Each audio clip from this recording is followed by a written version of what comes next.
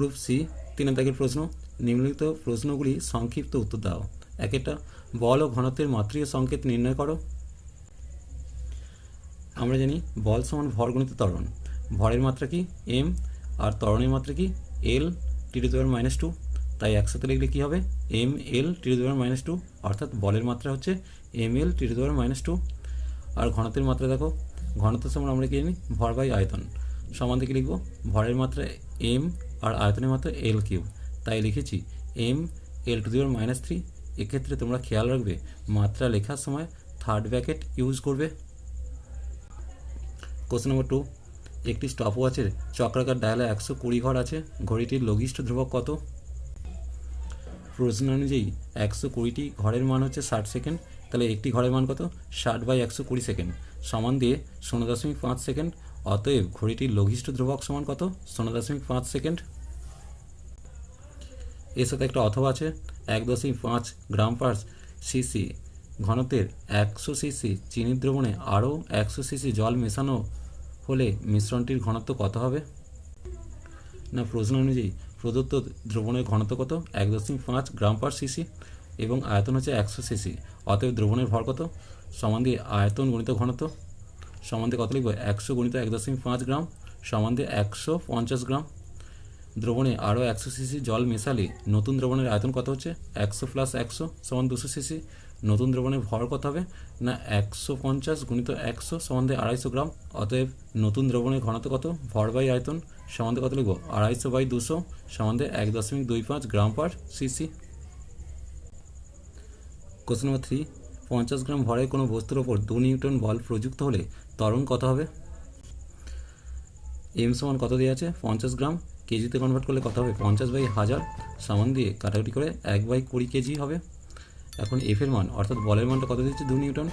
আমরা জানি এফ সমান এম এ, যেখানে এ হচ্ছে ত্বরণ।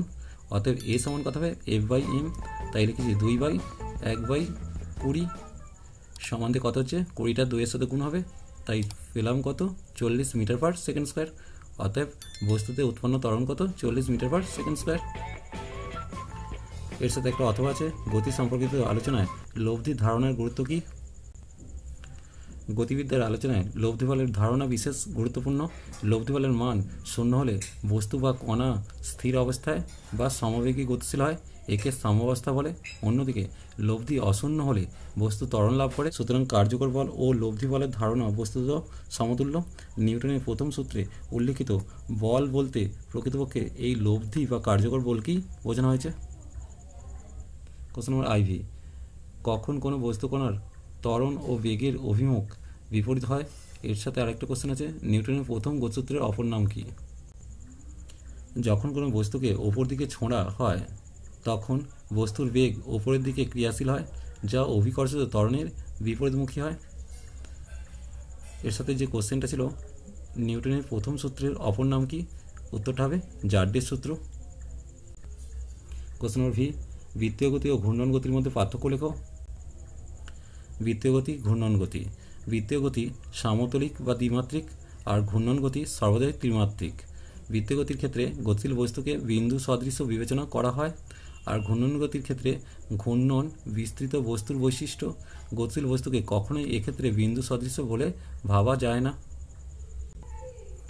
কোশ্চেন নম্বর VI, রাদারফোর্ডের পরমাণু মডেলের প্রধান দুটি ত্রুটি উল্লেখ করো। ত্রুটিগুলোর মধ্যে দেখো 1 নম্বর, ম্যাক্সওয়েলের তড়িৎচুম্বকীয় তরঙ্গের তত্ত্ব অনুযায়ী নিউক্লিয়াসকে কেন্দ্র করে ইলেকট্রন কণা বৃত্তাকার কক্ষপথে সমগতিতে ঘুরতে থাকলে তার নিরবিচ্ছিন্নভাবে শক্তি বিকিরণ করতে থাকবে। এর ফলে ইলেকট্রনটি নিউক্লিয়াসের দিকে এগিয়ে যাবে এবং নিউক্লিয়াসের ওপর আছড়ে পড়বে, অর্থাৎ এই মডেল অনুযায়ী পরমাণু স্থায়ী হতে পারে না। 2 নম্বর, ইলেকট্রন নিরবিচ্ছিন্নভাবে শক্তি বিকিরণ করলে পরমাণু নিরবিচ্ছিন্ন বর্ণালী পাওয়ার কথা, কিন্তু বাস্তবে রেখা বর্ণালী বা বিচ্ছিন্ন বর্ণালী পাওয়া যায়। কোশ্চেন নম্বর VII, একটি মৌলের প্রথম 3টি কক্ষ ইলেকট্রন দ্বারা সম্পূর্ণ ভর্তি আছে এবং চতুর্থ কক্ষে 2টি ইলেকট্রন আছে। মৌলটির নিউক্লিয়াসে 35টি নিউট্রন থাকলে মৌলটির নিউক্লিয়াইডটি চিহ্নিত করো। মৌলটির প্রোটন সংখ্যা কত যুক্তিসহ লেখো। দেখো সর্ববস্থিত কক্ষ অর্থাৎ N কক্ষে 2টি ইলেকট্রন আছে, অর্থাৎ কে কক্ষ, এল কক্ষ, এম কক্ষ এগুলো পুরোপুরি ভর্তি। অর্থাৎ কে কক্ষে 2টি ইলেকট্রন আছে, এল কক্ষে 8টি ইলেকট্রন আছে, এম কক্ষে 8টি ইলেকট্রন আছে, আর এন কক্ষে 2টি ইলেকট্রন আছে। তাহলে মোট ইলেকট্রন সংখ্যা কতগুলো হলো? 2 যুক্ত 8 যুক্ত 8 যুক্ত 2 সমান 20টি। অতএব এর প্রশ্নের উত্তরটা দেখো, নিউক্লিয়ারটি কী হবে? এক্স 20 35, যেখানে 20 হচ্ছে প্রোটন সংখ্যা অথবা ইলেকট্রন সংখ্যা, আর 35টা হচ্ছে ভর সংখ্যা দেওয়া হয়েছে। বি এর উত্তরটা দেখো, প্রোটন সংখ্যা সমান কী হবে? ইলেকট্রন সংখ্যা।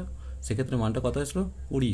আমরা জানি পরমাণুতে যতগুলি ইলেকট্রন থাকে ঠিক ততগুলি প্রোটন থাকে, অতএব প্রোটন সংখ্যা কত হবে? 20। এর সাথে অথবা কোশ্চেনটা আছে দেখো, পরমাণুর নিউক্লিয়াসে প্রোটনগুলির মধ্যে বিকর্ষণ বল থাকা সত্ত্বেও নিউক্লিয়াসে সুস্থিত অবস্থায় থাকে কারণ? পরমাণুর নিউক্লিয়াসে প্রোটনগুলির মধ্যে বিকর্ষণ বল থাকা সত্ত্বেও পরমাণুর নিউক্লিয়াসে নিউক্লিয় বল কী করছে? প্রোটনগুলোকে আটকে রাখে, তাই পরমাণু সুস্থিত অবস্থা থাকে। Question number V triple I, কোন বিজ্ঞানী কীভাবে তেজস্ক্রিয়তা আবিষ্কার করেন? এক্ষেত্রে তোমরা উত্তরটা জেনে নাও, বিজ্ঞানী বেকারেল তেজস্ক্রিয়তা আবিষ্কার করেন। এর উত্তরটা তোমরা বই থেকে ভালো মতো করে লিখে নিও। গ্রুপ ডি 4, নিম্নলিখিত প্রশ্নগুলি উত্তর দাও। একটা, ভালো তুলাযন্ত্রের গুণাবলী লেখো। এর সাথে একটা অথবা আছে, মাপচঙের সাহায্যে অসম বস্তুর আয়তন নির্ণয় করো। ভালো তুলাযন্ত্রের গুণাবলী, 1 নম্বর হচ্ছে তুলাযন্ত্রটি সুবিধা হবে, 2 নম্বর তুলাযন্ত্রটি দৃঢ় হবে, 3 নম্বর তুলাযন্ত্রটি নির্ভুল হবে, 4 নম্বর তুলাযন্ত্রটি সুস্থিত হবে। এর সাথে যে অথবা উত্তরটা আছে সেটা একটু দেখে নাও। চোঙের মধ্যে কিছুটা উচ্চতা পর্যন্ত কোনো তরল নাও যার আয়তন হচ্ছে V1 সেমিকিউব। তরলটা এমন হতে হবে যাতে বস্তুটা দ্রবীভূত না হয়, রাসায়নিক বিক্রিয়া না করে বা ওই তরলে না ভাসে। এবার একটা মোম লাগানো সরু শক্ত সুতো বস্তুটাকে বেঁধে ধীরে ধীরে চোঙের তরলে ডোবাও। এখন বস্তু সমেত তরলের আয়তন পাওয়া গেল V2 সেমিকিউব। সুতরাং বস্তুর আয়তন কত হবে? V2 - V1 সেমিকিউব। কোশ্চেন নম্বর 2, পাখি কীভাবে আকাশে ওড়ে ব্যাখ্যা করো। এর সাথে একটা কোশ্চেন আছে, সমবেগ লেখচিত্র ব্যবহার করে V = U + AT সমীকরণটা প্রতিষ্ঠিত করো। পাখি যখন মাটি থেকে আকাশে উঠতে চায় তখন 2 ডানার সাহায্যে বাতাসের ওপর বল প্রয়োগ করে। বাতাস ও পাখির ডানার ওপর সমান ও বিপরীতমুখী বল প্রয়োগ করে। এই বলকে প্রতিক্রিয়া বল বলা হয়। এই 2 প্রতিক্রিয়া বলের লব্ধি বরাবর পাখি ওপরের দিকে গতিশীল হয়। এটা বলের সামন্ত্রিকের সূত্র। অথবা কোশ্চেনের উত্তরটা তোমরা বই থেকে লিখে নাও। এটা খুব সহজেই বইতে করা আছে, তাই আমি নতুনভাবে আর করলাম না। কোশ্চেন নম্বর 3, পরমাণু আয়নের মধ্যে কোনটি অধিক সুস্থিত ব্যাখ্যা করো। কোনো মৌলের ইলেকট্রন বিন্যাস 2, 8, 6 হলে পরমাণু ক্রমাঙ্ক কত? সর্বাধিক যোজ্যতা কত? অথবা একটি পরমাণু এম কক্ষে 3টি ইলেকট্রন আছে, এর ভর সংখ্যা 27 হলে পরমাণুতে উপস্থিত ইলেকট্রন, প্রোটন ও নিউট্রনের সংখ্যা গণনা করো। আয়ন বেশি সুস্থিত কারণ পরমাণু তার বাইরের কক্ষে অষ্টক ভর্তির জন্য এক বা একাধিক ইলেকট্রন ছেড়ে বা গ্রহণ করে নিকটতম নিষ্ক্রিয় গ্যাসের পরমাণুর ইলেকট্রন বিন্যাস লাভ করে, তাই আয়ন বেশি সুস্থিত।